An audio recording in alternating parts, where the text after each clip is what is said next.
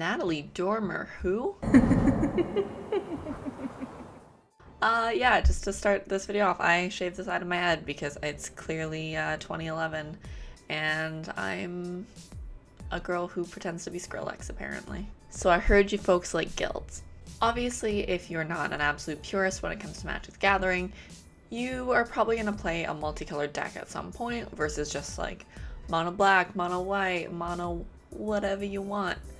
You're gonna wanna, spice it up a little bit. And of course, naturally, Wizards of the Coast decided to put a little bit of lore behind all of the guilds. So I am here to tell you guys what your favorite Ravnica guild says about you. Okay, so we're gonna start off with Azorius. Azorius, white-blue, for those who don't know. It's a very righteous group. They are probably going to want to become lawyers when they grow up.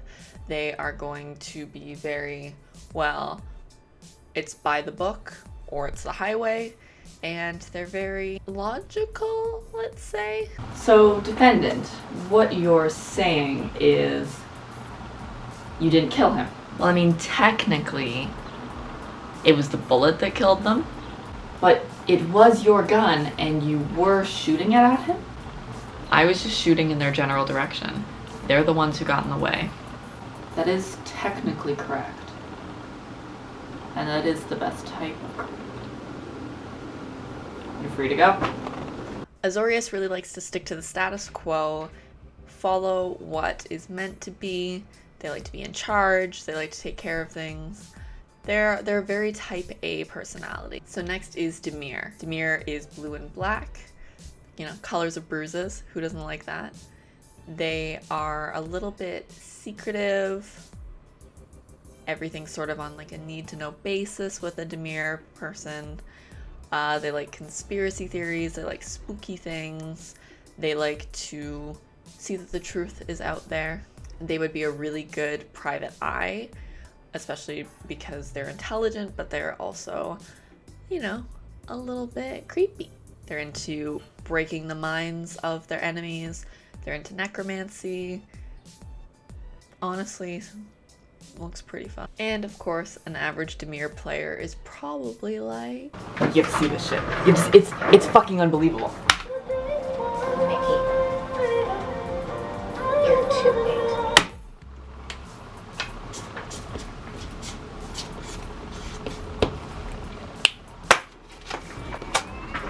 Good luck, buddy. Jet fuel can't melt steel beams. Next is Rakdos. They're hedonistic. They're all about personal pleasure, especially at the expense of other people.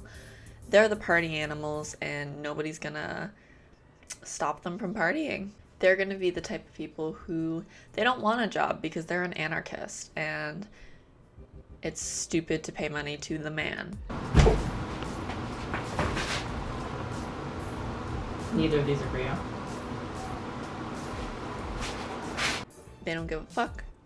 They don't care about you. They care about themselves. They're gonna take the last slice of pizza. Next is Gruul.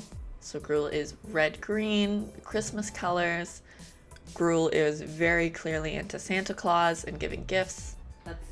That's not what they do. Gruul are...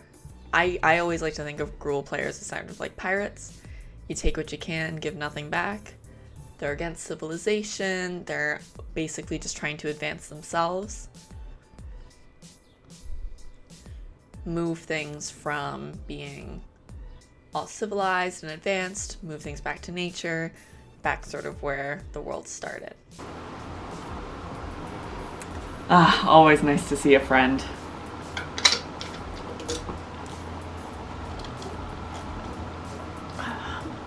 Next is Selesnya. Green and white, all about purity. Honestly, one of the nicest guilds. They're selfless and nurturing and spiritual. Or they're brainwashed into a cult, depending on your opinion.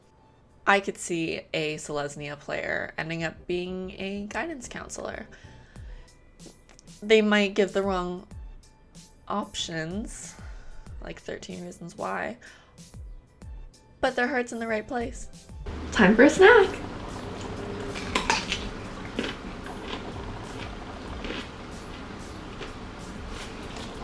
What? It's vegan. Selesnya is going to be the type of people who, if you're hungry, they're always going to have some granola for you. Next is Orzhov. So Orzhov has a sense of tradition.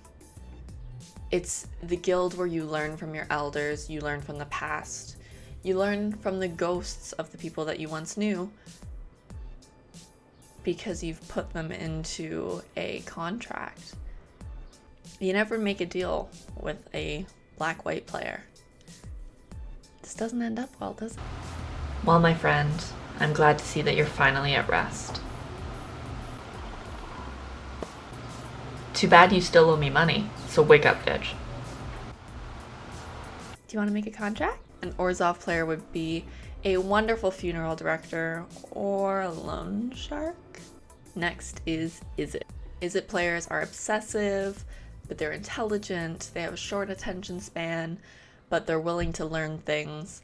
They are the epitome of that class clown in high school who is a genius. He knows how to do everything, but he's bored. An Izzet player would be an amazing engineer because they know what's up. If they don't accidentally set the project on fire, because who needs to waste their time with fire codes? Am I right? Fortnite's the best game? Let's show these fucking plebeians what's good. Hell yeah. Listen, I understand why it's difficult for so many people who aren't as intellectual as me to be able to handle such a good game, but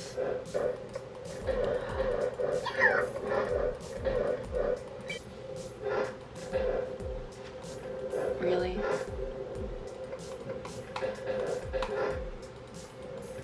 Next is the Golgari, black and green. They know everything is part of the circle of life, and part of the circle of life is your eventual death.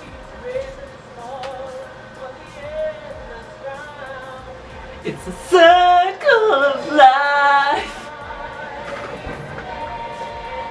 Think of Golgari sort of like in Harry Potter, 3 Deathly Hallows, the one brother who greeted death like an old friend. That's them. And you know what? I respect them. Boros, red and white. The colors of Canada. Boros is all about things being right at any cost. They're gonna fight for it. Angels aren't a very good creature type. What the fuck did you just say about me, you little bitch? I'll have you know I graduated top of my class in the Navy SEALs, and I've been involved in numerous secret raids on Al-Qaeda. I have over 300... We appreciate you in this land, keyboard warriors. The world would not be the same without you. And so the last guild is Simic. Simic are the advanced doctors that everyone needs and nobody trusts. Simic is all about nature and science melding together in order to form something that is beautiful. And mutants. They're gonna be the doctors who are maybe gonna put some things that are mostly legal into their procedure. They're strong and fierce proponents for the medical world and our society in general. They are beacons of progress and intelligence and using nature's power to do its best. Also, they're a little bit kooky. Okay, so I found something. So basically, there's this new drug that I found. It's not like entirely legal, like, and it's sort of meant for horses. But I mean, like, if a horse can handle it at a very, very small dose, like humans are going to be able to handle it too. But the only thing is, it's only legal in Uruguay, and I don't have a Uruguayan passport, and you don't have a Uruguayan passport. So we need to find a way to struggle in all of these horse genetic things.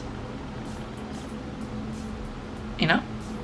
So those are the 10 guilds of Ravnica. I want to know what guild you are and why you're that guild. Hopefully I'll see you guys in person in the next couple days. And if you're not going to Vegas, I'll see you guys next week. All right,